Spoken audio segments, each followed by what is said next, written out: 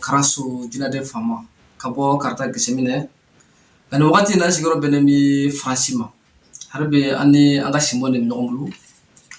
nyingali munu tumie awa dolketa to ma to me ko he munu nafaka bu so bi harbi ahle awa to bukaru kilimuga ani segi sa karunani na sa ba fila muga ani fila kabe alaga misaluma nyingali mimie simbo ko yala ho anu takabulu no mi alu na somaya nunu ni jina kul nunu na nyona chamadi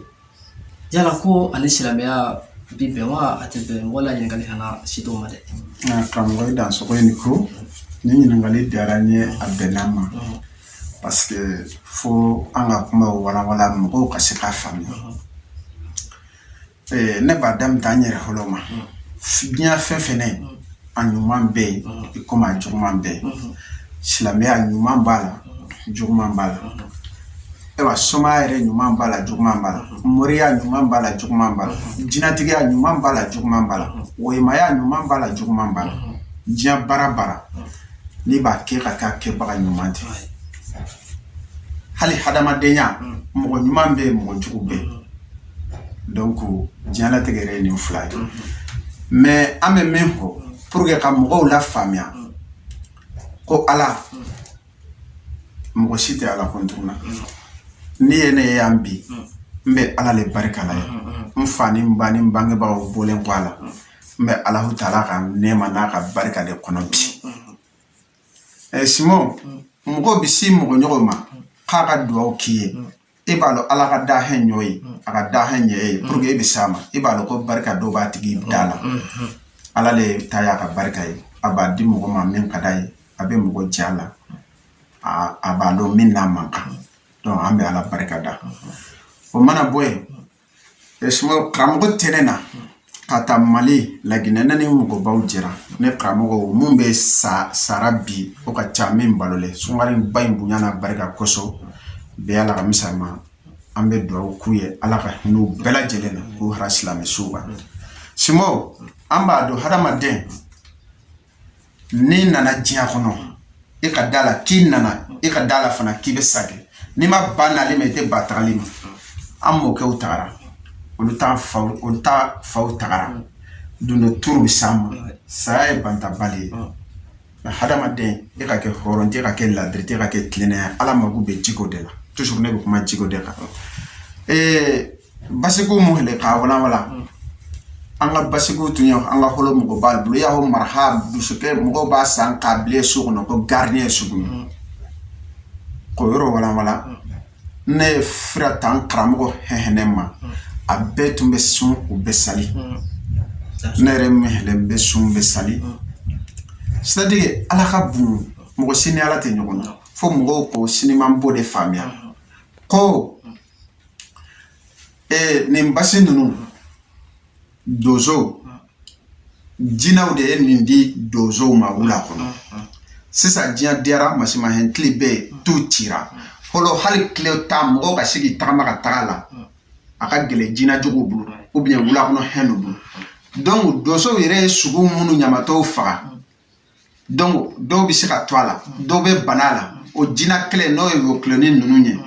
u bena di doso ma ko bo kasha ni basi ni boli mita e ka ke kiyere la kanda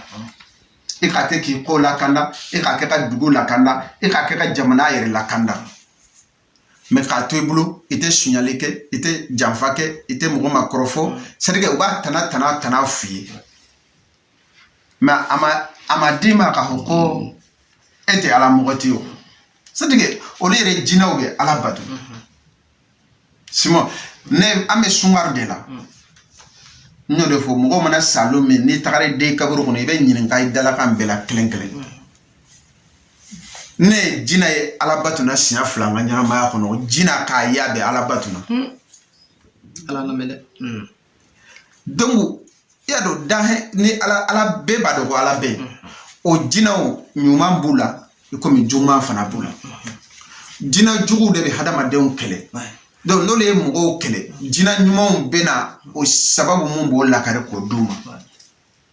donc boli minnu bɛ farafina an k'o fana yɔrɔ walawala ni boli minnu tun bɛ arabu la ko kelenw tɛ parce que n'a fɔra ko boliba tun man ɲi mun ye mɔgɔw lafiliya la an b'o yɔrɔ walawala kolonna bɛɛ b'a faamuya parce que a koto tun bɛ min di fɔlɔ arabu la kabila bɛɛ le ka boli tun b'a bolo donc bɛɛ b'a ka boli bato bɛɛ b'i sali a ka boli ye mais farafin ma deli ka sali boli ye fɔlɔ parce que fo k'u ɲa bɛna an k'o faamuya ko farafin ma deli k'i sali boli ye fɔlɔ an bɛ boli ta le ko k'i yɛrɛ dɛmɛ mais ani k'i sala ye olu tɛ kelen bon an kuntigi Mamadu kisi nɛɛma b'a ma salala salimu ale nata le ni c'est ka hadamadenya kara tant que aw bɛ boli bato nin ko k'ale ka kabila boli le ka ɲi nin hana ko ale ka kabila boli le ka ɲi nin hana k'ale ta le ka ɲi aw tɛna bɛn donc ale ko bɛɛ le ka dabila bɛɛ k'i sun k'i sali dɔrɔn ka ala bato mais ani anw ta anw b'a dɔn ko ala bɛn ka sɔrɔ boli ko ka sɔrɔ anw b'a dɔn hali ni maliyɛn farafina ni a sigilen boli kunna a bɛ ko kunna kɛ ala tɔgɔ b'a kɔnɔ donc parce que o boli ninnu ɲɛ jina ya komi dosow ka kodɔn filɛ mɔgɔ n'i ye farafina kɛ dosow ka kodɔn ni a tun bɛ sɔn ka sugu faga n'a tɛ wula kɔnɔ jinaw de y'a di dosow ma mais o waati sugu de tun ye marchandise suguw fana jinaw ta de dɔn donc jinaw b'o boliw di pour que a se ka dibi bɔ dosow ni sogow tɛ wula kɔnɔ bon a jinaw bɛ n'i bunna a boliw dɔw i bɛ a sɔn a b'i lakanda ni subaga b'i kɔ ou bien n'i b'a wula kɔnɔ ni jinajugu b'i kɔ boliw bɛ k'i kisi jinajuguw ma mais ani i mi ala kɔntuguna est ce que olu ye ko kelen donc parce que ni hadamaden n dame o hakili jɔnya ka jugu kojugu donc hona hakili le ka bɔ jɔnya kɔnɔ quoi bon parce que u y'an nɛgɛw la an k'o bɛɛ to yen sisan Mali filɛ problème min hɛlɛ n'an dana bi mais an ma wuli ka taga tubabuw nɔfɛ wa olu ma ko ala o u ye fɛn min ɲɛɲini k'a bulon yan sini ma sini ni dankari n'u ka hadamadenya na u ka hɔrɔnya n'u ka dignité la u b'a utiliser k'u ka hɔrɔnya bonyali wajibiya mɔgɔw kan n'o ye Irisi ye o ye Ameriki ye o ye Faransi ye hali sini n'a gara jamana bolo farafinna hali n'a gara Arabu Saoudi bolo hali bolo olu nɔfɛ k'olu kana bila kanda parce que mun y'a kɛ u ye fɛn dɔ le bonya n'o tɛ ala bɛ yen o mais olu fana ta y'u ka fanga ye donc hadamaden ɲɔgɔn mita dɔrɔn donc mɔgɔw k'a dɔn k'a fɔ ko an fɛ fɔlɔ min ye bamanya ye dɔgɔtɔrɔso tun tɛ yen mɔgɔ tun bɛ san 100 balo donc n'a fɔra ko dɔnnikɛla ou bien somakɛ a fɔra jigitugula de don ka hadamadenw furakɛ